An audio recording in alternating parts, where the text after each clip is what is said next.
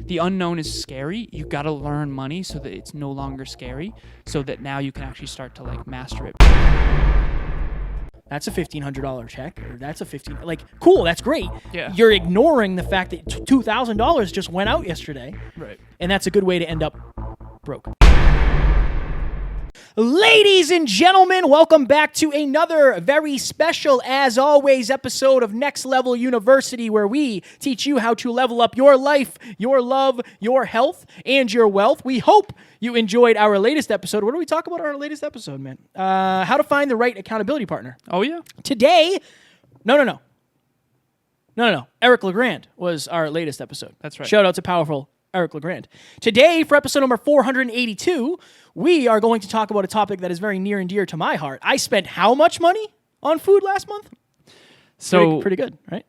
Oh, yeah? Pretty good. It's a good title. Yeah. It's a good title. Not bad. So we were in the studio on Monday. It's now Friday. If you're listening to this, it's next Monday. Next Monday. Interesting. Time is a man-made construct. It is. So when we got to the studio, Kevin basically mentioned, you've been dialing in your finances, Been man. dialing in my finances. You got a new system. Yep. You got a new spreadsheet. Trying to build a business over Trying to here. build it. Yeah, right. Trying to build a business over here. And you have a new awareness of some of your spending habits. A new yet painful awareness. So, as you guys know, I'm doing podcast coaching, consulting, and I have clients that I do all of their stuff for, right? So I have full-time podcast clients that I'm producing all of their content. So I have, at this point, 6, 7, 8 clients. Alan and I are now going into business together, so that's a whole thing. Oh, yeah. But I haven't really, I see the income going up consistently every month, but oftentimes with the income going up, the outcome goes out as well. The outgoing. So I came in the studio and I felt intuitively pulled to go through my finance and track, like, okay, where did the money go into reinvestment? Where did the money go into bills? What are you smiling about? This is fun. Yeah, it's painful for me.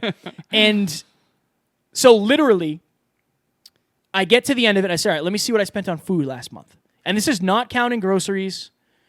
This is only coffee, breakfast, like eating out, takeout. If you're somewhere else in the world, takeaway, I think it's called. If you're like overseas, $460 I spent last month in takeout. Again, not counting groceries, so that might be another $200. It's not including Freshly either, right? It's not including Freshly, no. Wow. So I spent on food last month. I probably spent a total of like $700, $800. Now, for some people, that's like a normal amount. But again, it's just Taryn and myself, and I'm usually not home for dinner. I'm usually either here or I'm not home for breakfast almost ever, right? So I spent $460 on takeout alone. What is your car payment? Right. Most people's car payment isn't that much. Yeah. Right? I had a brand new car. My payment was $420 a month. Yeah. So I spent more on takeout food, unnecessary food, coffee, breakfast in the studio, because there's a restaurant downstairs in the building. Smells delicious. It does. Every They have time really good food, and it's super cheap. It's like $7 for breakfast. That's not that much. Yeah, but but when you 7 get times it, 7. yeah, right, 49. 49. It's a lot of money. Yeah. Plus, you probably tip. I do. Yeah. Yeah, you tip every time. heavy. Yeah. So it's basically like the point of this episode is not necessarily. It's first of all, it's not to brag about my ridiculous spending habits on food, but it's to ask you: have you gotten a level of awareness of certain things? Honestly, subconsciously, I was hiding from that because I knew it was going to be painful. Yeah. I knew that I'd been spending way more than I should on that, and I needed the feedback to stop that habit. So now I have a new tracking system where I track every day what did I make, what did I spend, and I over the last I've been doing it for 4 days. I haven't bought coffee once. I've really only bought necessities. Right. Right. I'm not trying to spend money that I shouldn't be spending because I want to reinvest it in the business. But it's that awareness. Right. It's that awareness. How much money did you spend last month on eating out? And if you don't know that answer, why don't you know that answer? Yeah. It's an interesting thing. Maybe because you don't want to know. Right. I understand. I very much know. But now that I do know, there was pain, of course. There was pain, of course, because that's $460 that could have been in my pocket. Or that's $460 that I could have reinvested into Next Level U. Or, this, whatever it may be. So the reason I'm asking that is because I think we're all hiding from something. Mm-hmm. I think we're hiding from some sort of feedback. We've talked about in so many episodes how important feedback is. But this level of feedback when it comes to finances, a lot of us focus on the problem. And I was talking to a client about this today. A lot of us focus on the problem, but the solution starts with awareness. The solution is you seeing the problem and then figuring out and strategizing a way to solve it. And that's what I've done. Yeah, it's easier to focus on just the problem because once you find a solution, now you have to execute, and that's scary. I guess, what would you tell Kevin prior to all this new financial awareness? And by the way, we're doing a mastermind on Monday. Tonight. Yeah, exactly. Tonight, while you're listening to this, on the 10 things you need to know about money. So Kevin and I, again, it's your life, your love, your health, and your wealth. We're not just going to teach you how to chase your dreams. We're going to teach you how to create a lifestyle with the income you need to sustain that lifestyle and to sustain the dream chasing. If Kevin and I couldn't figure out how to make money, we wouldn't be able to keep doing this show. Right. And that's the case with every entrepreneur. Right. So what would you tell, old Kevin? And again, this is a recent untethering. 4 days ago, Kevin? Yeah, 4 days ago, Kevin. I think I have a lot of changes for the kid. There are a lot of changes. I have a history of this.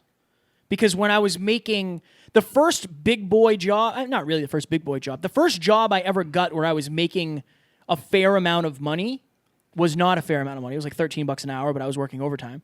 So I bought my first brand new car. Right? I bought a $26,000 car, I think.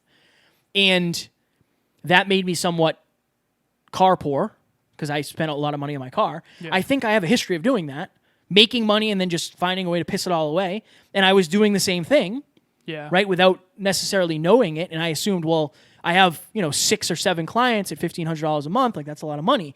Yeah, but you're not counting your bills. You're not counting the reinvestment into the business. You're not counting paying the people that help, on the team. Like, there's a lot of expensive things that go into a business. Oh, yeah. So I would tell myself, it's simple. When you want to lose weight, you measure the scale every day. If you really do want to become financially free, you have to measure better and more specifically. Right. Not just look at like, oh, that's a $1,500 check, or that's a cool, that's great. Yeah. You're ignoring the fact that $2,000 just went out yesterday. Right. And that's a good way to end up broke.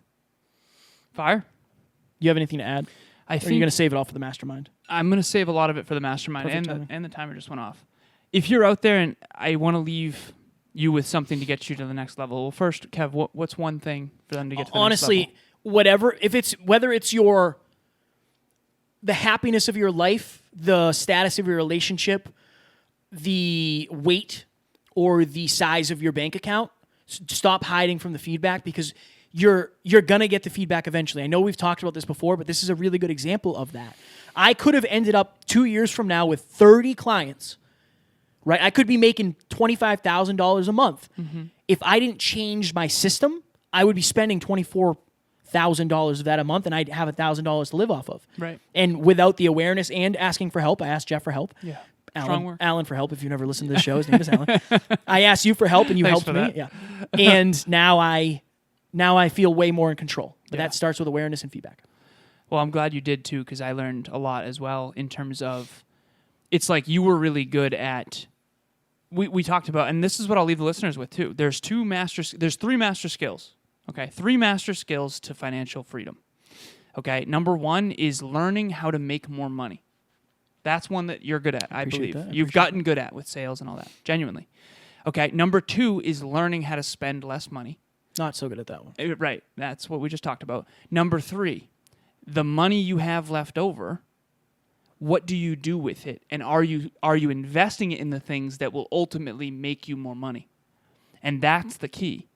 And that can be investing in yourself. It can be investing in stocks. It can be investing in your own business. It can be, buying a home that appreciates over time. It can be fixing up your car, whatever.